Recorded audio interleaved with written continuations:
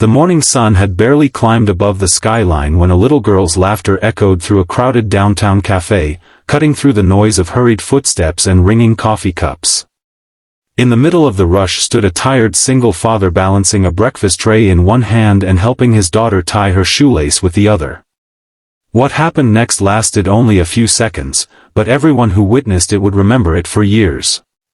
Smiling to break the awkward silence after accidentally bumping into an elegant businesswoman, the exhausted father laughed and said, "You'd make a great bride."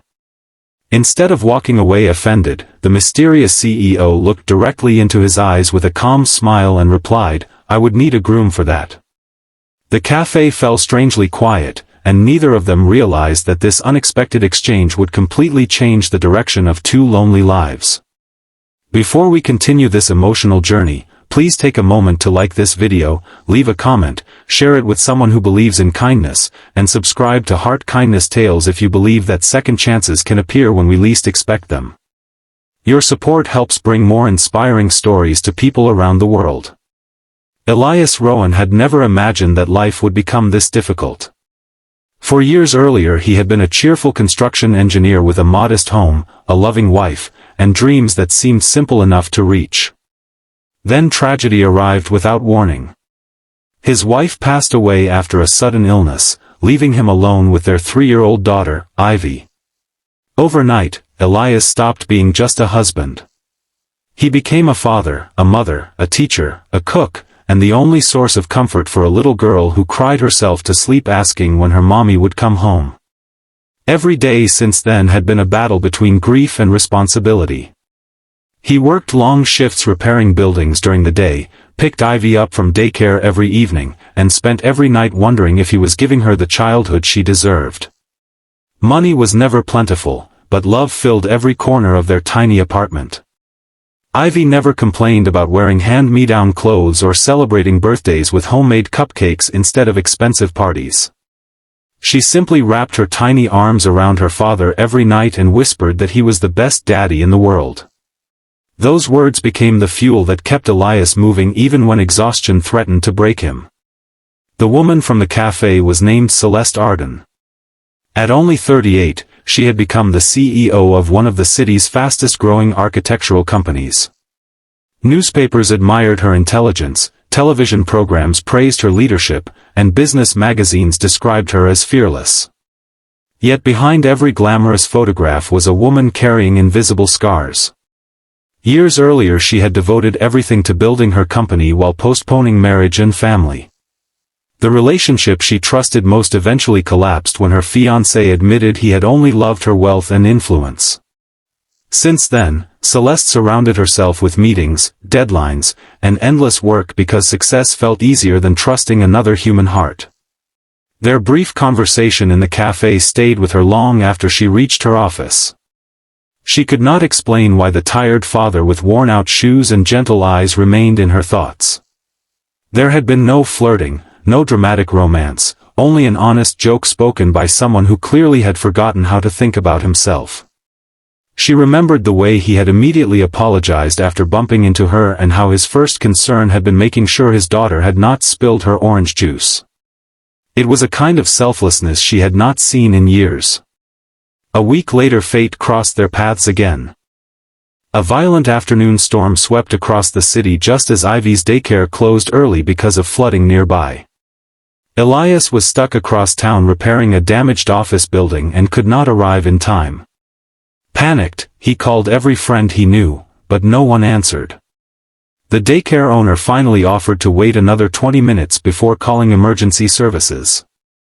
At that exact moment Celeste happened to be driving home after visiting a construction site. Traffic came to a standstill near the daycare, and through the rain she recognized the little girl from the cafe standing nervously under the entrance roof. Learning what had happened, Celeste stayed with Ivy until Elias arrived nearly 40 minutes later, soaked from head to toe after running several blocks through the storm because his old car had broken down. Instead of criticizing him, Celeste quietly handed him a warm towel from her car and smiled. Elias thanked her repeatedly, embarrassed by the situation. Ivy, however, hugged Celeste before leaving and innocently declared that she hoped they would meet again because she looked like someone who gave the best hugs. Those words melted something inside Celeste that years of success had failed to touch. Over the following months their paths crossed more often. Sometimes it happened at the neighborhood bookstore where Ivy loved fairy tales. Sometimes at the city park where Elias brought sandwiches instead of expensive picnic baskets. Gradually friendship replaced awkwardness. Celeste discovered that happiness did not always come from luxury restaurants or executive meetings. Watching Elias patiently teach Ivy how to ride a bicycle brought her more peace than any award ceremony ever had. Elias also began seeing beyond the polished image of the successful CEO. Celeste laughed loudly at silly jokes, secretly loved feeding stray cats behind her office, and visited a local children's hospital every month without allowing photographers to know.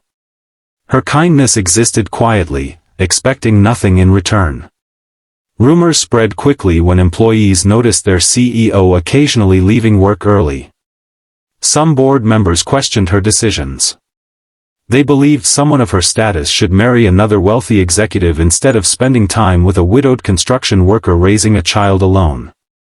Anonymous gossip even appeared online claiming Elias was chasing her fortune. Those cruel assumptions hurt Elias deeply. One evening he quietly told Celeste that perhaps they should stop meeting because he refused to become the reason people questioned her reputation. He believed she deserved someone whose life was less complicated. Celeste listened without interrupting. Then she looked across the playground where Ivy was happily chasing butterflies and realized that fear had controlled enough years of her life already. Wealth had protected her from financial hardship but never from loneliness. She gently reminded Elias that people's opinions had never built her company, and they certainly would not decide her future. For the first time since losing his wife, Elias allowed himself to imagine that life might still hold another chapter instead of simply repeating old pain. Winter arrived, covering the city in silver frost. Ivy entered a school competition where children were asked to draw their dream family. While other students sketched giant houses and expensive vacations, Ivy drew herself standing between her father and Celeste beneath a bright yellow sun. Across the top she carefully wrote that families were the people who stayed when life became hard.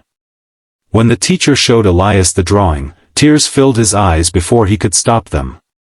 He realized children often understood love long before adults did. Still, another challenge waited. Celeste's company faced its biggest crisis after a dishonest investor attempted to force her into signing a contract that would sacrifice hundreds of employee jobs. Refusing to compromise her principles, she rejected the deal despite knowing it could cost millions. Financial newspapers predicted her company would collapse within months.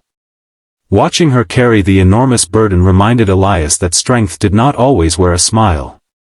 Instead of standing helplessly beside her, he organized dozens of construction workers, suppliers, and small contractors whose businesses had grown because of Celeste's fair leadership over the years. They publicly supported her company, proving that genuine respect earned through kindness was stronger than money gained through greed. Investors slowly returned, inspired by the loyalty surrounding her leadership. Celeste eventually admitted that all her business awards combined had never meant as much as seeing ordinary people believe in her when everything seemed lost. Months later, on another beautiful morning remarkably similar to the day they first met, Elias brought Ivy back to the same downtown cafe. The waitress remembered them. So did several regular customers. As sunlight poured through the windows, Elias smiled nervously and thanked Celeste for changing not only his life but his daughter's future as well. He confessed that the simple joke he had made months earlier had been nothing more than an awkward attempt to hide exhaustion, yet somehow it had opened the door to hope. This time there was no audience waiting for a dramatic moment. Only three grateful hearts sharing breakfast together. Celeste quietly reached across the table and took his hand. Neither expensive rings nor grand speeches mattered in that instant. What mattered was finding someone who saw every broken piece of another person's life and chose to stay anyway. Years later people would describe them as an unlikely couple. Some remembered the successful CEO. Others remembered the hardworking single father. But Ivy always told the story differently. She said two lonely people accidentally bumped into each other on an ordinary morning, and instead of walking away, they chose kindness. If this story has touched your heart so far, please like this video, share it with someone who needs hope today, and subscribe to Heart Kindness Tales. Your support allows these meaningful stories of love, compassion, and second chances to reach many more hearts.